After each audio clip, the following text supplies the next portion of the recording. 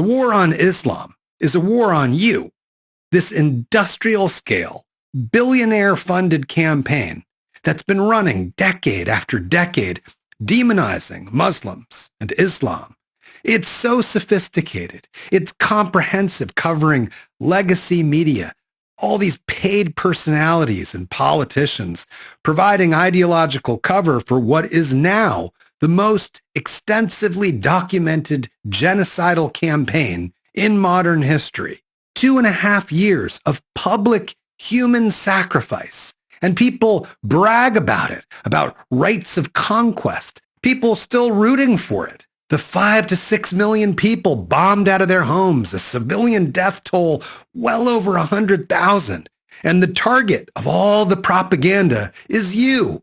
The 20-year failure of Afghanistan that cost $2.3 trillion. That money didn't just disappear.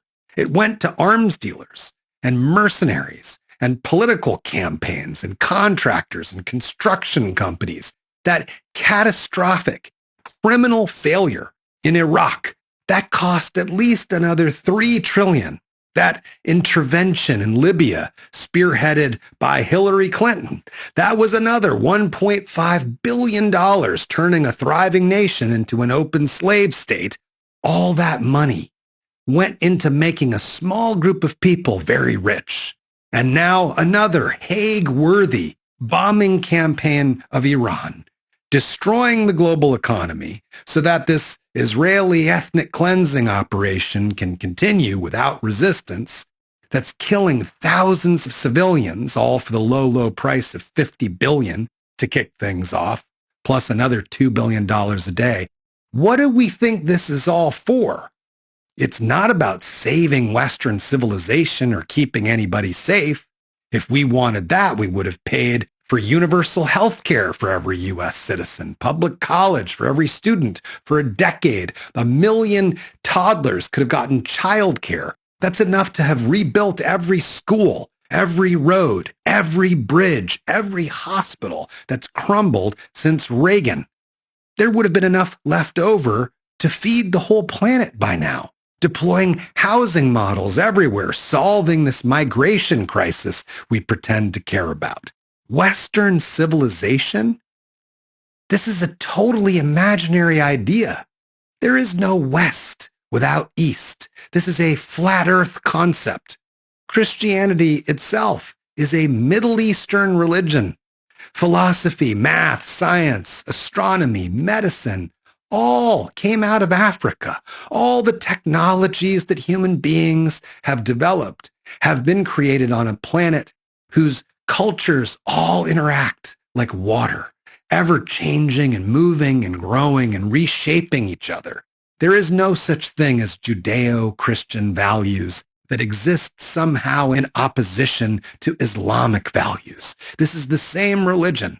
And if you practice any of those religions, you're going to use the same word for God as long as you speak the same language. You'll use the same phrase for saying hello.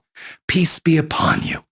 Half the population of the whole planet practices an offshoot of one of these 3 branches of one religion of Abraham, which has one core teaching. When a stranger joins you in your land, you shall not do him wrong. You shall treat the stranger as the native among you, and you shall love him as yourself. There is no East versus West, except in a horror cartoon written to bring about the end of humanity, the species, and equality. So when you look at the USA or any European nation or any of its colonies, which are some of the most heavily propagandized societies on earth, but particularly the USA, when you read over all those anti-Sharia bills, which would take you days because there are now over 200 of them that have been introduced in 43 of the United States. If you read them and you know anything about this planet you live on, you'll see their purpose is not to protect people from religious extremism. It has been to spread it.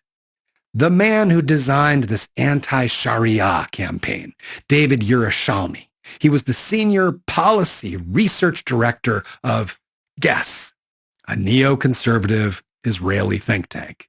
This is a guy who actively promotes the ethnic cleansing of Arabs, the deportation of Muslims, and the vilification of Islam.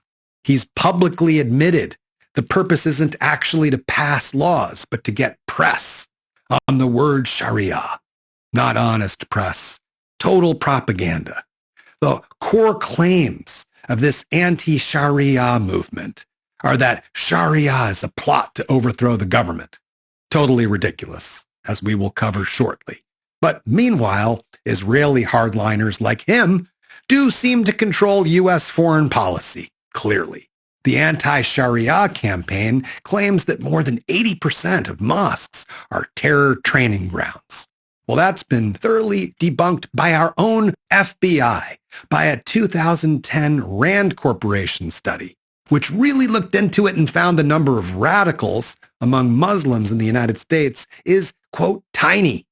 Less than 1 in 30,000 people. Meanwhile, there appear to be churches and synagogues all over the United States openly fundraising for the violent seizure of Palestinian homes, tax-deductible and subsidized by the American taxpayer. That David guy claims that Sharia courts are replacing American law. Yeah, there's not a single instance of that, but 38 states have passed laws and executive orders designed to shut down any boycotts of Israel. So it becomes really clear what this psychological operation to demonize Islam is all about, because the people of Palestine, whose families have lived on that land since the Canaanites, this is one of the most continuous populations on earth. These are peoples whose ancestors practiced all these religions, Christianity and Judaism, but because most became Muslims centuries ago, they're now being cast as monsters. Otherwise, how else could they be deprived of all their basic human rights, including the right to just exist? This could not happen without the total vilification of Islam. The entire region could not be constantly invaded, leaders overthrown, extremist dictators, monarchs, monsters installed and protected by the West. None of that could happen without the vilification of Islam. And where there is radicalization, every serious study points to the same root cause: U.S., European, and Israeli military intervention in Muslim-majority countries, including occupied Palestine. So what is this Sharia that they want to outlaw? The word means the way. It refers to a person's religious practice. It's comparable to an English Christian phrase like following scripture or canon law or following the Dharma if you're a Buddhist. Dharma means path or the teaching. Sharia means the same thing, the path.